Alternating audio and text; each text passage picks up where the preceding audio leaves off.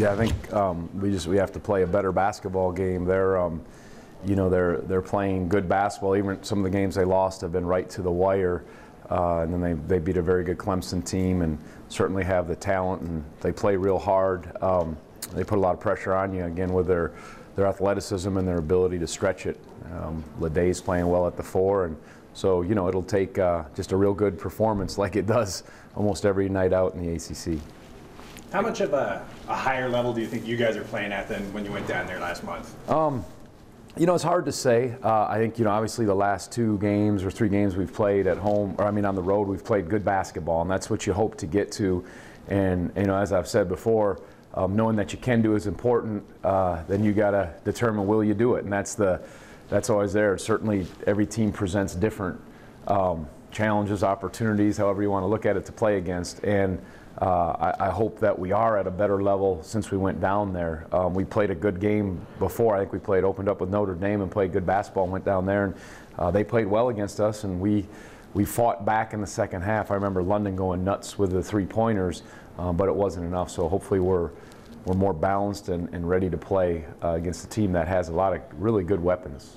Coach, just talk about Malcolm Brogdon. He has just been on such a roll over the last few games. Just talk about his play. He's been really efficient and good on both ends of the floor and complete. Offensively complete with his decision making, his passing, of course, his shooting, getting to the rim, and then guarding good players. So it's been good to see that. Obviously, it's helped us a lot. He's gotten us off to some great starts and just been very steady and really, pleased with how he's playing and knowing he's a marked man too. He has a lot of defenses keen on him, and just can't say enough these last few games what he's done. And like I said, Malcolm is very even keeled, so he if he's playing real well or if he's not where he wants to be, he just keeps staying at it, and it's nice to see the performances that you're seeing from him. What specifically does Virginia Tech, the challenges that they present? You said that the bottom half of this conference is better this year, and they're one of those teams that's better. Yeah, I don't even know where they're at. I think they're in the middle of the conference. Yeah. I think that the separation is razor thin between almost every team in this league. They just, Seth Allen at the lead guard, or him, is one of the better guys off ball screens I've seen in the country. His ability to, his speed and quickness, split ball screens, make plays in the lane. Zach Leday is playing great. He's a 4-man who can shoot the 3. Very athletic with Hudson, Shooter, and Bibbs. Sometimes they play 4 guards. They're active inside with their bigs, again, scrappy defensively. So like most teams in the league, they have a lot of firepower, and you can see that how all the games they've been in, it's impressive. So again, being ready and going against personnel that can do some things off the dribble and also shooting it.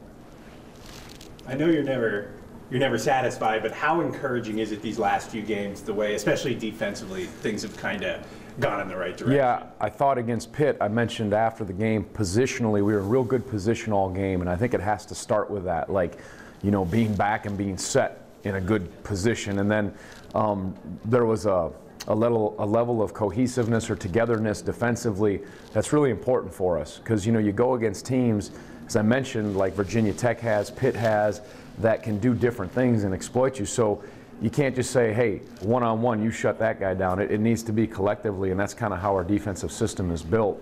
And so to see that we've been better, sometimes teams just haven't played as well, but sometimes it's been a factor of us, is important, because defense is really important, as we just saw in the Super Bowl. I think you can tell if you can bother people and be hard to score against, it really is significant. So that's obviously balance on both sides of the court, but you want to be established defensively. And again, every night out, it's different tests, different styles of teams that put pressure on you, and to see how ready and good your defense will be.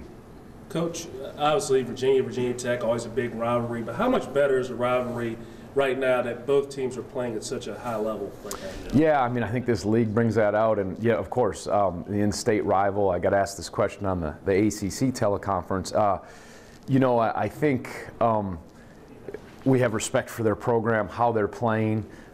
We want to play well. If you just get caught up into this is a rivalry and we got to get revenge, I said that lasts for like a minute or two, and then you got 38 minutes to play. It's about playing the best you can, hopefully showing that you're in a better spot than when you played them the first time, and respecting them. And of course, the fans and the alumni and all that, those rivalry games are there, and of course you want to beat teams, but every game is important. And you're in a conference race and you're battling like crazy. So the fact that I don't know if records mattered much in the past with this thing.